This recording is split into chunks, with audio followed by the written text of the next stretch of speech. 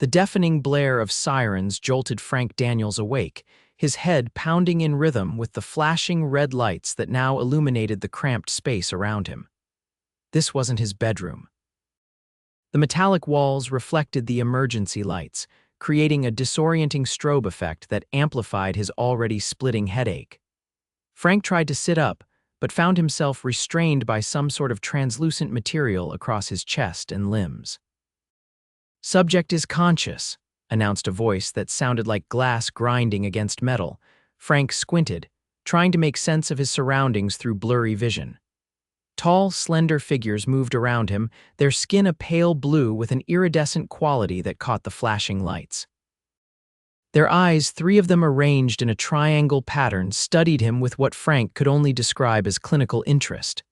"Where am I?" Frank's voice came out raspy, his throat feeling like he'd swallowed sandpaper. One of the figures approached, its elongated fingers holding something that resembled a tablet. "You are aboard the galactic research vessel Tecloran. I am Chief Medical Officer Ziralik." The alien's mouth barely moved as it spoke, but the words came through clearly, as if being transmitted directly into Frank's mind. Frank pulled against his restraints. "Why am I here? Last thing I remember, I was walking home from the bar after my night shift." Another alien stepped forward. "We selected you randomly for our cross-species compatibility study. Standard procedure." This one had slightly darker skin and wore a different style of clothing, something resembling a lab coat with symbols Frank couldn't decipher. "Release me," Frank demanded, fighting against the restraints with renewed vigor. The aliens exchanged what might have been concerned glances. The one called Ziralik approached with a device that hummed softly. "Your vital signs indicate extreme agitation. This is unexpected. Most specimens remain calm after the sedation protocol.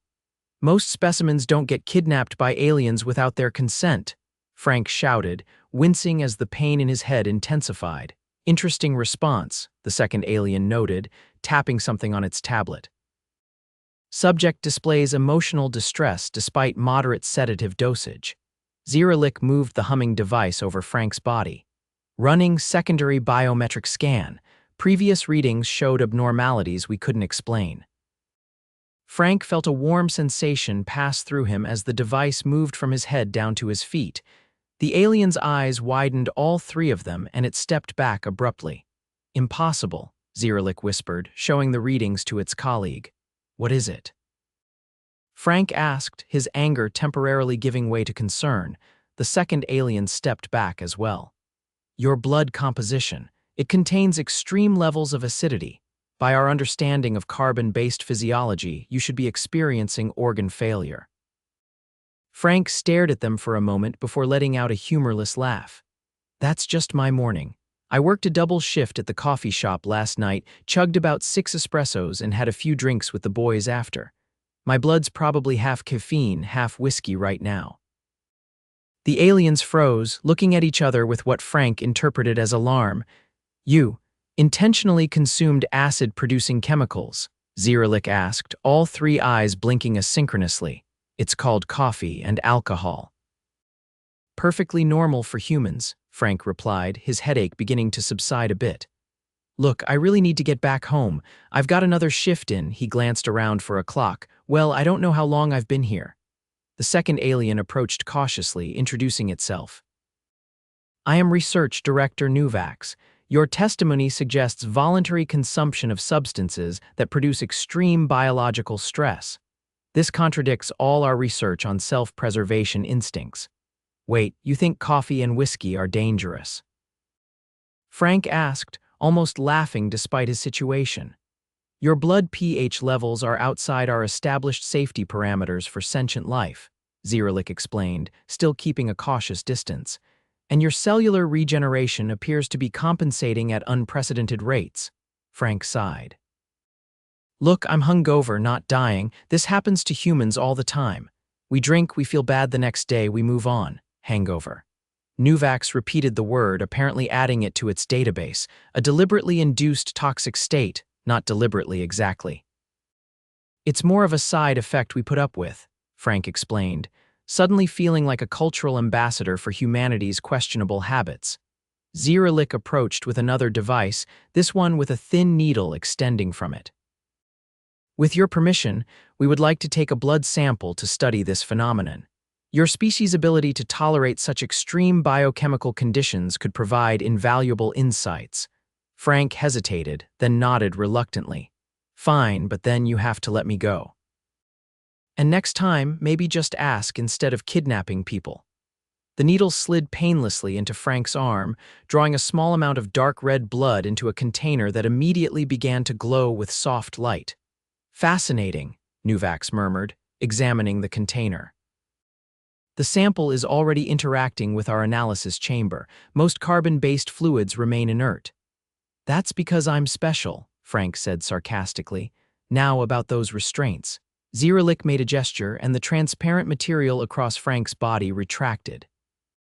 He sat up slowly, wincing at the stiffness in his muscles. How long have I been here? Approximately 6 Earth hours, Nuvax replied. We calibrated our temporal measurements based on your physiology. Frank swung his legs over the side of the examination table. Great. I'm going to be late for work. Your casual dismissal of your biological state is remarkable, Zeralik noted, still studying the blood sample. We have detected compounds that would be lethal to most species we've studied. Caffeine isn't lethal, Frank said, then reconsidered. Well, not in the amounts I consumed anyway. The caffeine is concerning, but it's the ethanol and its metabolites that are particularly alarming, Nuvax explained. Combined with the sleep deprivation markers in your neural activity, your entire system should be in critical shutdown. Frank rubbed his temples. Trust me, it feels like it is. Got any alien aspirin? The two scientists looked at each other again. You seek additional chemicals to counteract the effects of your voluntary poisoning, Zeralik asked, seemingly bewildered. That's how we roll on Earth, Frank confirmed. Hair of the dog and all that. Before either alien could respond, an alarm different from the earlier one began to sound. The lighting changed from red to a pulsing purple. What now? Frank asked, feeling suddenly uneasy. Nuvax moved quickly to a control panel on the wall. The sample containment protocol has been breached. Your blood is producing unexpected reactions with our analysis medium. Zeralik rushed to examine the container, which was now glowing much more intensely and vibrating slightly. Impossible. The acid levels are increasing rather than breaking down. What does that mean? Frank asked, standing up despite his lingering dizziness. It means, Nuvax said gravely, that something in your blood is actively producing acid compounds outside your body. This defies our understanding of isolated biological samples. Frank watched as the container's glow intensified. Could it be the coffee? That stuff's pretty potent where I come from. This is beyond caffeine, Zeralik stated, initiating some kind of containment field around the sample. We're detecting a cascading chemical reaction unlike anything in our databases. The ship suddenly lurched, throwing Frank off balance. He grabbed onto the examination table to steady himself. What's happening to your ship? Nuvax was rapidly entering commands into a console. The reaction is generating an energy signature that's interfering with our stabilization systems. More aliens rushed into the room, these wearing what appeared to be protective gear. They surrounded the glowing container, deploying additional technology to contain whatever was happening. Is my blood doing that? Frank asked, feeling both alarmed and strangely proud. Not your blood alone, Zeralik explained, joining the containment effort. The interaction between your blood chemistry and our analysis medium has created an unexpected compound. One of the new arrivals approached Frank, scanning him with yet another device. This alien was taller than the others, with a more authoritative bearing. I am Security Commander Vex, it introduced itself. Your biological material presents a potential hazard to this vessel. We may need to extend your stay for safety protocols. Frank shook his head emphatically. No way, I've been cooperative, but I need to get back to Earth. I've got bills to pay and my cat hasn't been fed. Your domestic concerns are noted, Vex replied without sympathy, but they are secondary to the safety of this research mission. Frank felt his patience wearing thin.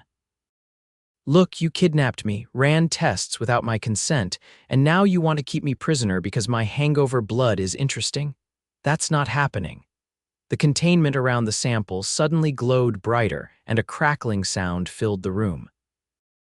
All the aliens stepped back as the container began to fracture. Containment failure imminent, announced an automated voice from overhead. Zeralik turned to Frank with all three eyes wide. What exactly did you consume before we brought you aboard? Frank tried to remember the previous night. Like I said, lots of espresso during my shift, then the usual after work a couple whiskeys, some energy drink mixers, and I think someone brought those new fermented kombucha shots. Energy drinks, Nuvax interrupted. Fermented bacterial cultures combined with alcohol and caffeine. Frank shrugged. It was Tuesday. That's our experimental cocktail night. The container shattered with a loud crack, but instead of spilling, the contents formed into a hovering, pulsating orb of crimson liquid that seemed to defy gravity. Extraordinary, Zeralik whispered, caution temporarily overridden by scientific curiosity. Threat level elevated, Commander Vex declared, ordering his security team into defensive positions. Prepare emergency decontamination protocols. Frank stared at the floating ball of his own blood, now transformed into something utterly alien. This isn't normal, even by Earth standards. Nuvax turned to him. Your species regularly combines these substances, with no regulation. Well, there are some regulations, Frank admitted, but Tuesday nights at O'Malley's bar kind of operate by their own rules. The orb suddenly expanded, then contracted rapidly, emitting a pulse of energy that knocked out several of the lights in the medical bay. It's responding to your voice, Zeralik observed, fascination evident in its tone. The vibrations are altering its molecular structure. Commander Vex stepped between Frank and the floating blood orb. We must evacuate this section and initiate quarantine procedures. This phenomenon is unpredictable and potentially dangerous. I agree with evacuation, Frank said, backing toward what he hoped was an exit, and I should probably evacuate all the way back to Earth. Nuvax blocked his path. You cannot leave. You are the only one who might understand this reaction. Your knowledge of these Earth substances could be crucial. Frank laughed darkly. I'm a barista, not a biochemist. I know how to make a mean espresso, not explain whatever that is. He gestured at the floating orb, which pulsed again in response. The ship lurched more violently this time, and emergency lighting kicked in as the main systems flickered. The energy signature is affecting our propulsion systems, a new alien announced from the doorway. This one wore what appeared to be a navigation uniform. Commander Vex made a quick decision. Isolate the specimen in Containment Pod 3. We need to stabilize the ship before addressing this anomaly. Two security personnel moved toward Frank, who backed away. Hey, I'm not going into any pod. This isn't my fault, Zeralik intervened. Commander, I believe forcing the human into isolation may exacerbate the situation. The blood sample seems to maintain a quantum entanglement with its source. Frank had no idea what that meant, but he was grateful for Zeralik's intervention. Listen to your doctor. Besides, I might be able to help figure this out. The floating orb suddenly shot across the room, stopping just inches from Frank's face. Everyone froze. The orb hovered there, pulsating softly, almost as if it were examining him. It is drawn to you, Nuvax observed quietly. This confirms the entanglement theory. Frank stared at the glowing ball of his own transformed blood, fighting the urge to recoil. So what do I do? Speak to it, Zeralik suggested. It responded to your voice before. Feeling ridiculous but seeing no alternative, Frank addressed the floating orb. Hey there, blood ball, any chance you could stop messing with the ship and go back to being normal blood? The orb pulsated brighter for a moment, then gradually began to lose its perfect spherical shape, elongating and shifting. It's responding, Nuvax exclaimed, recording the phenomenon with one of their devices. The orb stretched further, taking on an almost serpentine form before beginning to spell out characters in mid-air, not in any Earth language Frank recognized, but in what appeared to be the alien's writing system. Zeralik's three eyes widened. It's communicating in our language. How is this possible? What's it saying? Frank asked, mesmerized by the floating blood script. It says, "Catalyst required, completion imminent." Nuvax translated, voice hushed with awe. Commander Vex stepped forward. What catalyst, what completion? The blood script shifted again, forming new characters. Balance restoration protocol activated, Zeralik read aloud.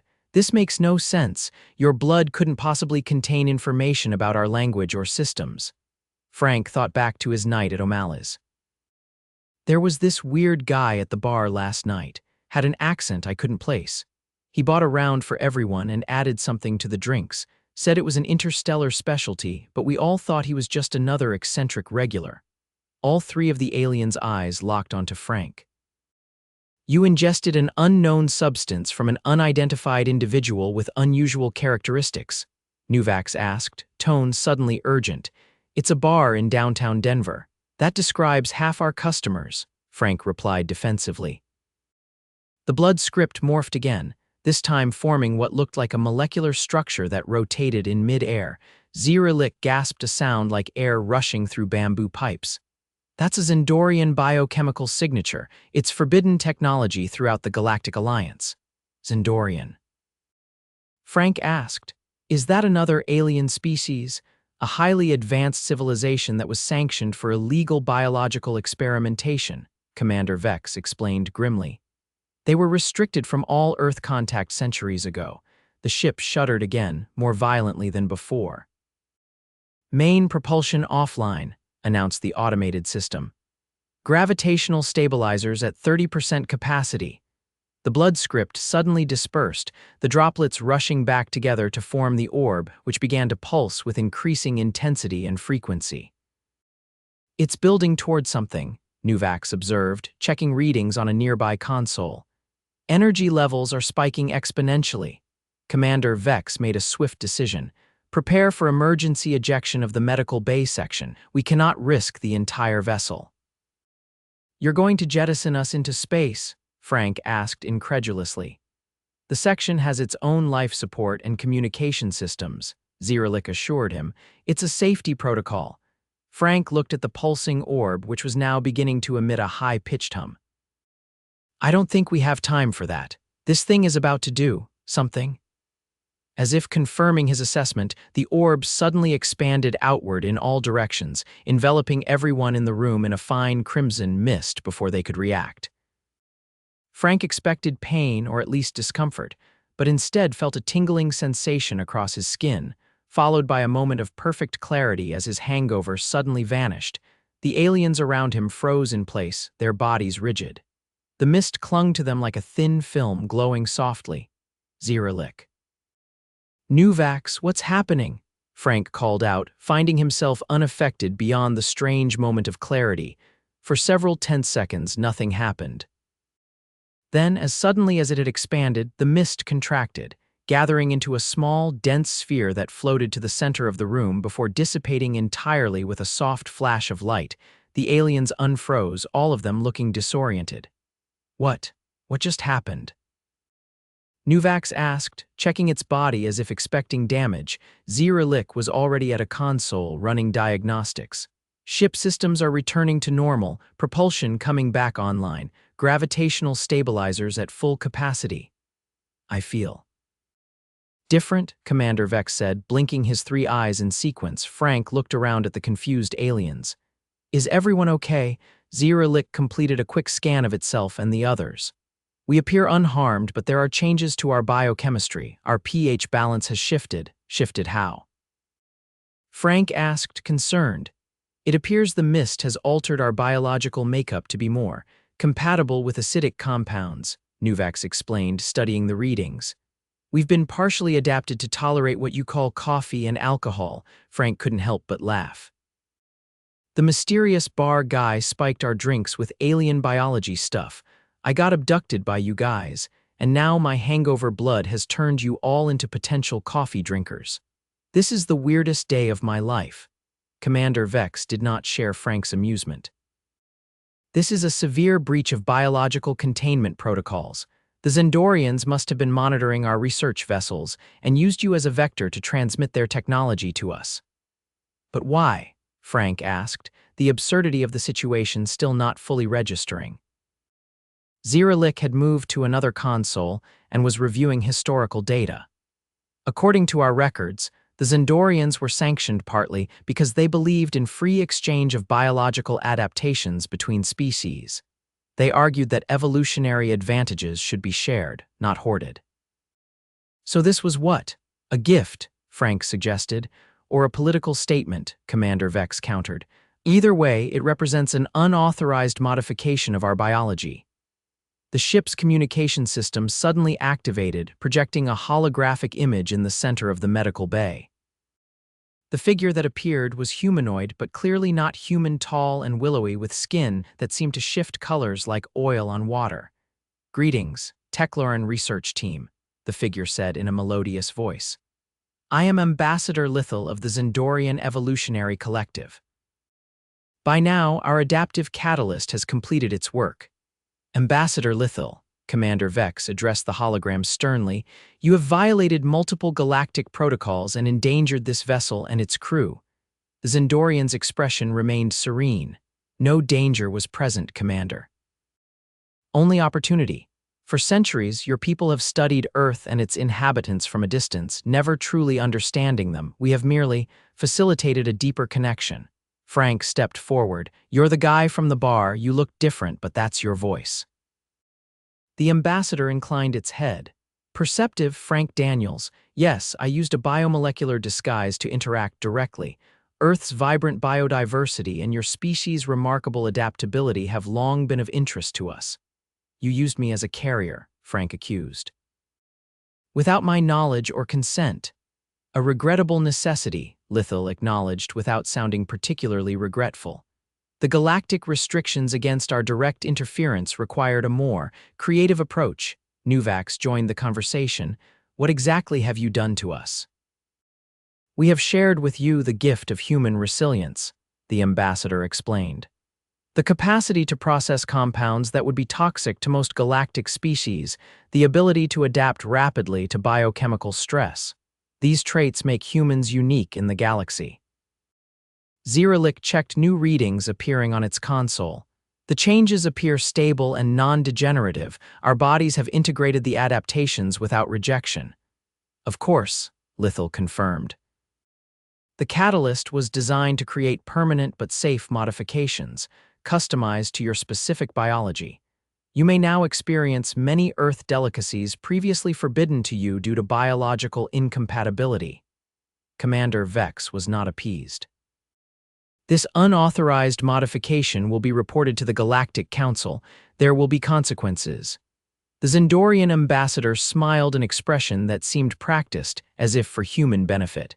"Perhaps. But we believe once your scientists fully analyze the benefits, you may reconsider your opposition. After all, is not the pursuit of knowledge your primary mission?" Frank listened to this exchange with growing impatience. "This is all fascinating, but can someone please tell me when I can go home?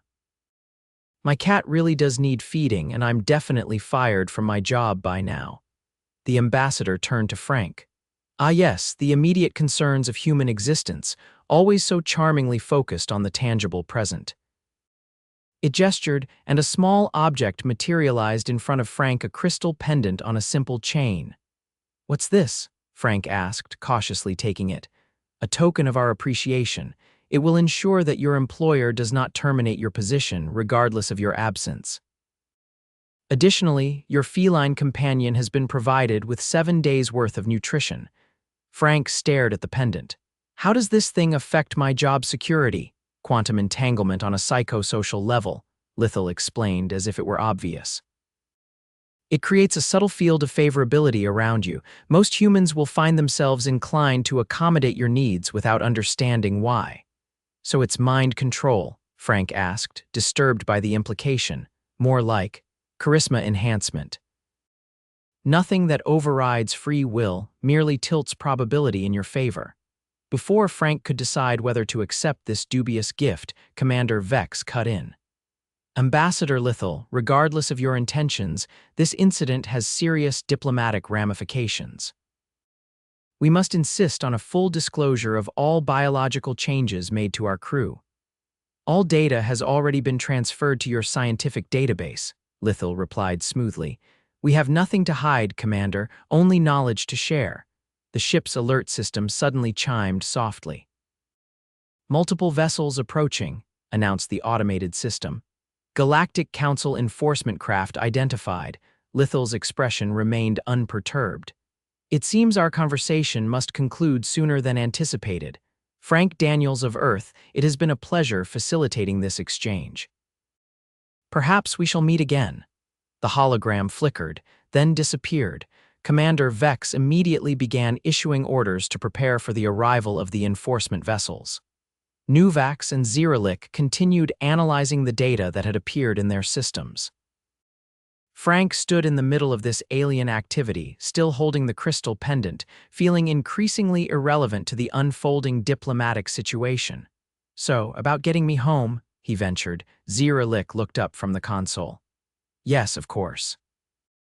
In light of these developments, returning you to Earth has become a priority. We cannot risk further complications.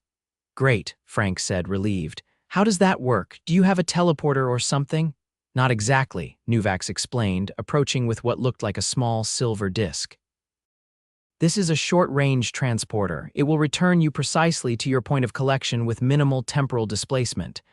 Frank took the disc cautiously, and I just press it.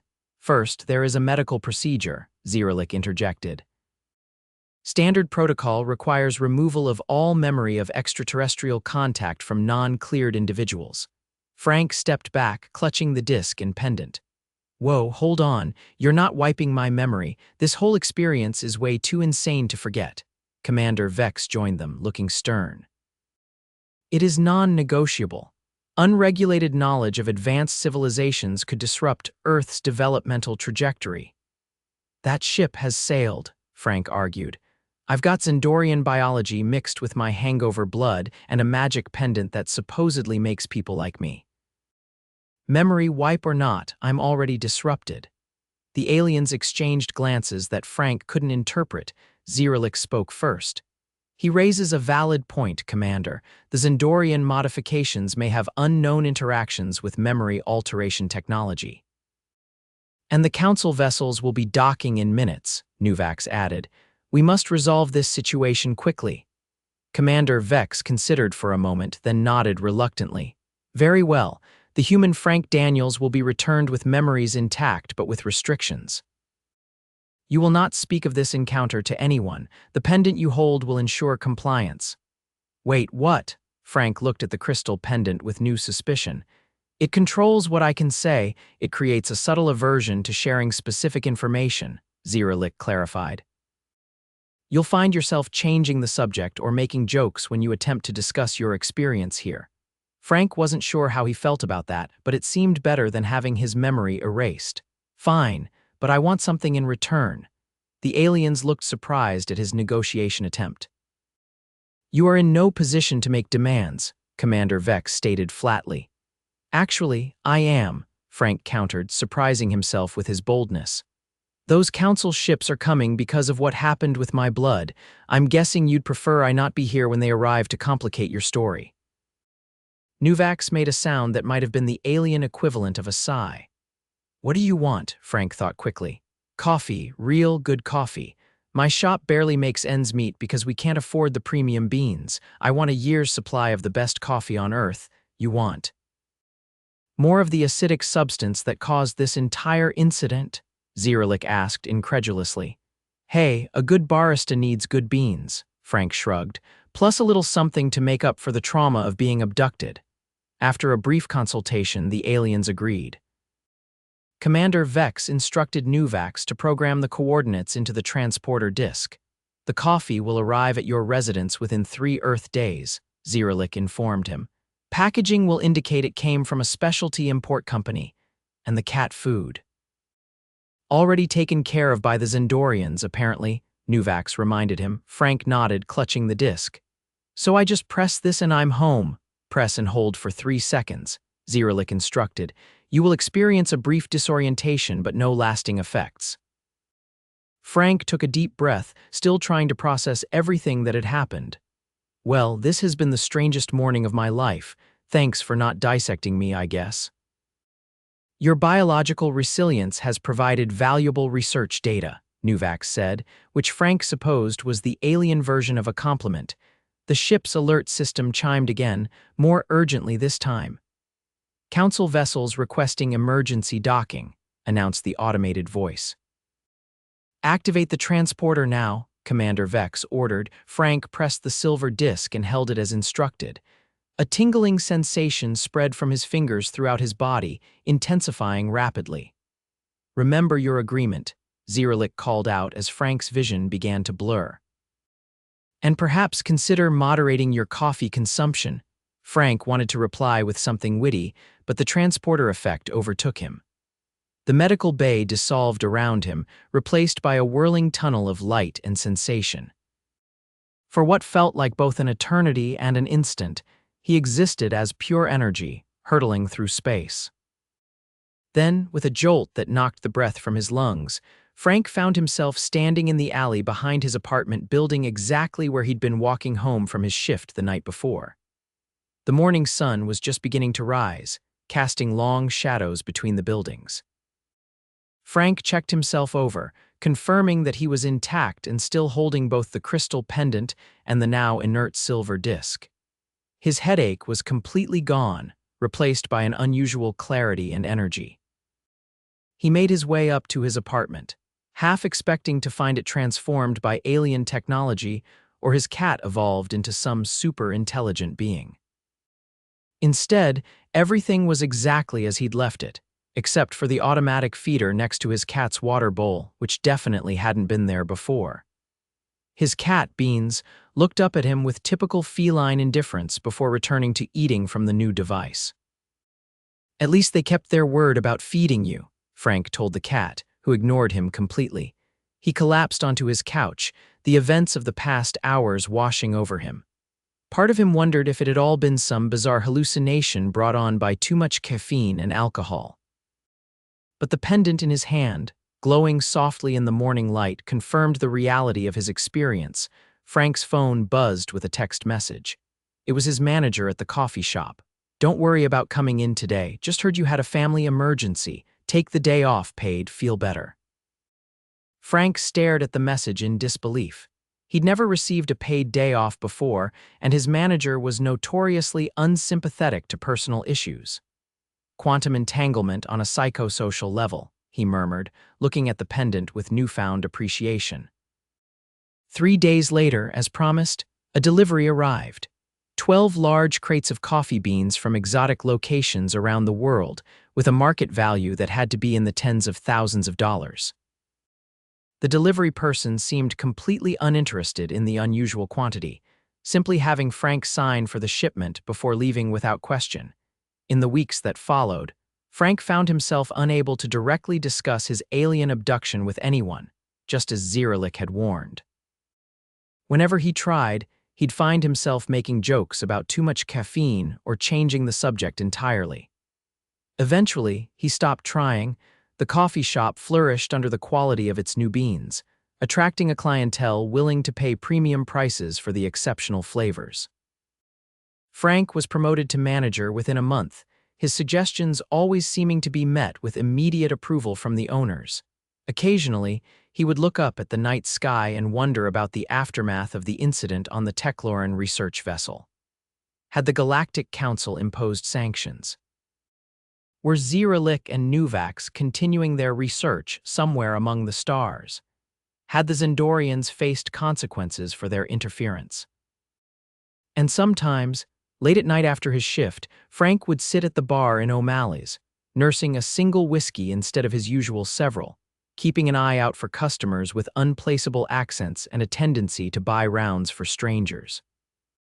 He kept the silver disc and crystal pendant in a small box beside his bed, reminders that the universe was vastly more complex and connected than most humans realized, and that sometimes a morning hangover could quite literally change the course of interstellar relations. And whenever his new regulars at the coffee shop commented on how they'd never tasted such amazing coffee anywhere else on Earth, Frank would just smile knowingly and say, "It's got a certain something that's out of this world." It was the closest he could come to telling the truth that somewhere out there, aliens were now experiencing their first caffeine highs and hangovers, all because Frank Daniels had one too many experimental cocktails on a Tuesday night.